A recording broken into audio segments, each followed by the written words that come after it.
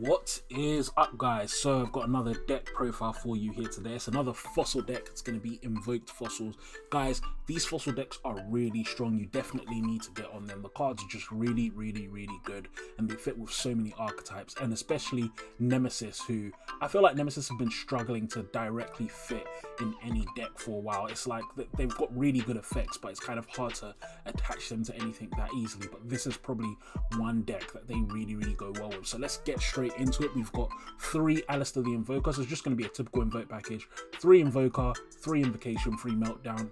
You know it, you love it. It's going to be the best thing for you in this build. Moving on to that, our Nemesis package, I'm going to play 3 Nemesis Flag and 1 Nemesis Umbrella. Now the reason why, and then sorry, 1 Arc Nemesis at Shatos. Now the reason why we do this is the 3 Nemesis Flag obviously are going to give us massive amounts of recycling potential. Umbrella is going to bring back any Nemesis in graveyard, and so just having 3 Flag and 1 Umbrella essentially means that you can infinitely recycle your Nemesises quite easily, because what you will do is you'll summon Nemesis Flag, you'll search either Shatos or Umbrella, and then you link 2 off, use the Umbrella to bring back your Nemesis Flag that's in graveyard, and then you can banish them for the Shatos. So you can just keep looping your Nemesis. So this kind of behaves similar to your Invoked package, where it just keeps recycling, keeps generating advantage of free link materials, and the Shatos is an incredible boss monster for this deck. It's very easy to get off because you play with so many types and you've got a massive amount of hand traps. Then obviously 2 Weathering Soldiers. So in this fossil package, I've been working with it a lot, and I've moved it down to only 2 Weathering Soldier.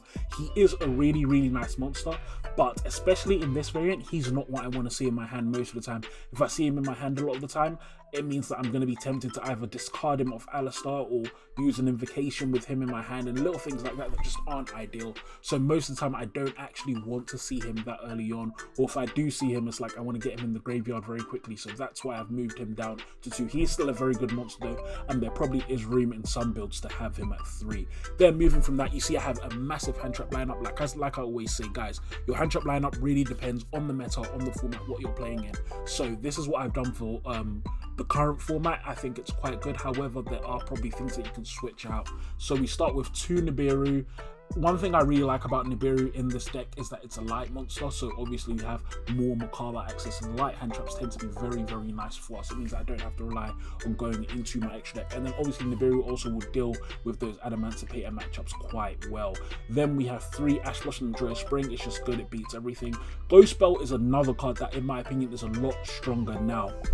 So there's a couple of reasons for this now. Spell will be very good at denying a block dragon, for example. If they try and special summon a block dragon from the graveyard, it won't be able to be special summoned. It's very good at denying Eldritch, the Golden Lord's effect, to add himself back to the hand. It's also very good at denying block dragon's second effect of banishing from the grave, and any other kind of effects of banishing from the grave. So Ghost Ball I think is actually a really good hand trap this format, and you should definitely think about putting her in some of your side decks. It's going to be good. An alternative to Ghost Ball will be something like Skull Maestro instead. I'm just going to pull that up here in case you have not seen that card before, though you should have by now. But yeah, Skullmeister, it's kind of similar. If an effect is activated in the graveyard, you can use this to negate it.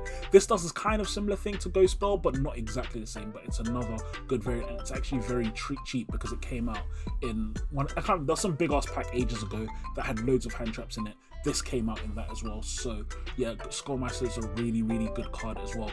Then we move on to Gamma. Now, one thing you'll find about Gamma is, especially in degenerate formats like this, where you kind of have either very busted decks that play for a bunch of hand traps, or you have decks that only play hand traps like this and Salads, you find that Gamma becomes strong. That's what you always see in the OCG, that it kind of, when there's too many hand traps in the format, too much degeneracy, Gamma comes to slap everything else down. So Gamma is amazing this format. It's also really good because a lot of the times when you're going second, for example, you'll activate a card and they'll try and negate it, or even Nibiru in your hand, for example, they'll try and negate it, and then suddenly you've got a Gamma to stop them doing that. And then what's even better is, in this deck especially, Psyframes have a very nice synergy with Nemesis, because you can keep recycling your driver. So firstly, it provides easy fuel for your Nemesises on turn 1, and then not only that, but you can keep recycling your driver, so you can keep using the Gammas. So it's really nice just to have this card in general. It works really well, so that's why I played the Gamma package.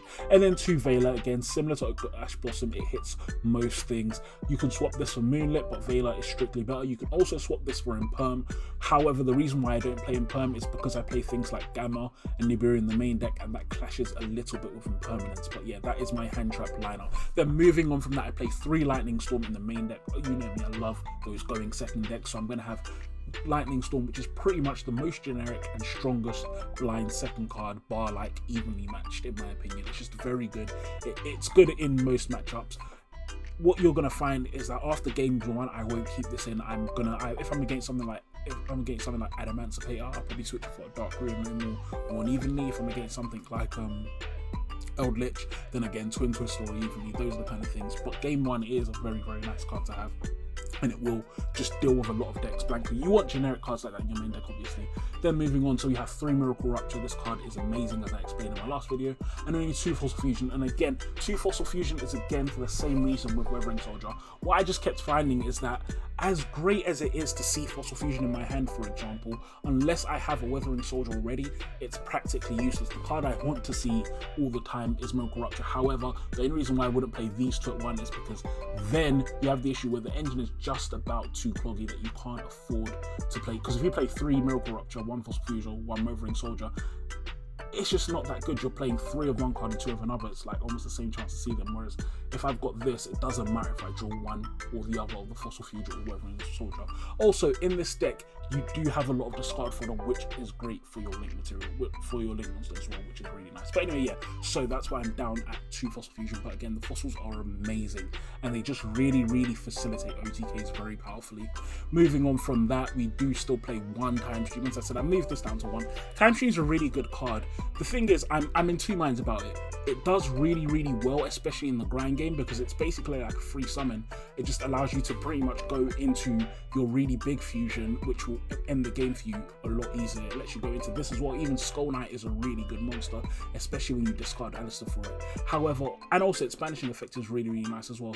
However, it is a brick sometimes. I will admit, I can't deny it is a brick sometimes, but I'll keep on playing games. I'll see how I eventually feel about it. So it's another, hey, it depends on how you feel, I'd say, and whether you're going to play Time Stream or not. Moving on from that, then, of course, the one of Mystic Mine. This card is busted. It wins games. Simple as. I basically got 2 copies because I've got Terraforming, and it was just I had an extra slot in my deck. Mystic Mine wins games. I hate this card. I'm sure loads of you hate the card as well, but tough, get over it. It wins games, so you should play it. Simple as. Moving on from that into our extra deck. So you've got the kind of standard invoked extra deck. I'm actually going to sort it now just to make it a little bit easier. That didn't do anything funny. But anyway, yeah, we've got Almirage and Gardener package, obviously. Alistair Invoke of Madness, obviously. Blackluster Soldier, very, very easy to summon in this deck. And it just beats a lot of decks at the moment. It's good at beating over. There's a lot of decks that can just put out these really big monsters, and Konami is intent on releasing a lot of monsters with more than 3,000 attack. So having a card like this, more than 3,000 attack, and cards that can't be destroyed or targeted monsters like this. So having a card like this that can banish a card at will, that can get above 3,000 attack, and then just clear the board well, it is nice. Obviously, you can play things like Avramax, Boral Sword and stuff instead. It's just really down to budget. There are so many options for whatever your kind of big Link boss monster is. Then Abyss Dweller. This deck can go into ranks very, very easily. It's just so easy between the Alistairs, between your Weathering Soldiers as well, and then also the fusions are level 4 as well. So it's just very, very easy to go into rank 4s, and Abyss Dweller is kind of, in my opinion, the blanket best one against the meta. There are going to be loads of decks that don't care about it, but when you're talking about the kind of top 3 or 4 decks, which is kind of like Adamantipator, Salamangreat, Eldritch, when you're talking and Dinos, when you're talking about the kind of like strongest decks that are really going to be the biggest problem, in my opinion, there's really nothing better than Abyss Dweller. After you've kind of cleared their board, you put a Dweller on the field, they're not going to be able to play when you kill them next turn. So yeah, moving on from that one, Kaliga, obviously. We've got our Fossil Fusions. So with the Fossil Fusions, I cut out one of the level 4s, and I only now play, sorry, I cut out one of the Skullbones, and I only play 1 Skullbone now. Simply because, like I said in my last video, Skullbone isn't as good as Skullgar, so it's just not as necessary to play. And then Skull Knight, similarly, I've cut it down to 1 because he is a good monster, but you're unlikely to get him out more than once. The 2 ones you really should care about are Skull Gios and Skull King. These 2 are the big kings. Like, if you get either of them out, you can usually generate so many advantage and win the game. We've got Ulgoedes. Ulgoedes is really easy to summon now because we've got so many fusions. And another really good thing is I can afford to play one of kind of each because of the Nemesis package as well. I can constantly recycle anything that I want to recycle, so it's very easy to just play, for example, one Macabre because I know I can get him back if I really want him. I also play Magellanca. That's a hard name to pronounce, or maybe it's not. But the main reason for that is just in case I get a dead Weathering Soldier in my hand. He is kind of nice to have because then I can bring him out, Weathering Soldier will trigger, and then I can use Magellanca to summon Skullgiles. So it is kind of nice to have. It's in general just kind of like an okay card, and I've got the space in my extra deck. He's also got quite a big body. He's got 3,000 attack, 3,300 defense, so he is quite a nice monster. And then one Macabre, obviously. Now going into my side deck again is really just about destroying certain meta decks. So for example, we've got the Ebenleys and the Dark Readers, like I explained before, and then this is what Phantasmates and Twins is probably what I'd side in against something like Salads or Sky Striker. Lancia is really for Dinos or Orcust, and yeah, that's about how that goes, or in the mirror matchup. So guys, if you enjoyed the video, make sure you leave a like, comment, let me know what you want to see next. Subscribe to the channel. I've got plenty more fossil deck profiles and great other ones as well coming soon. Thanks for watching. Peace.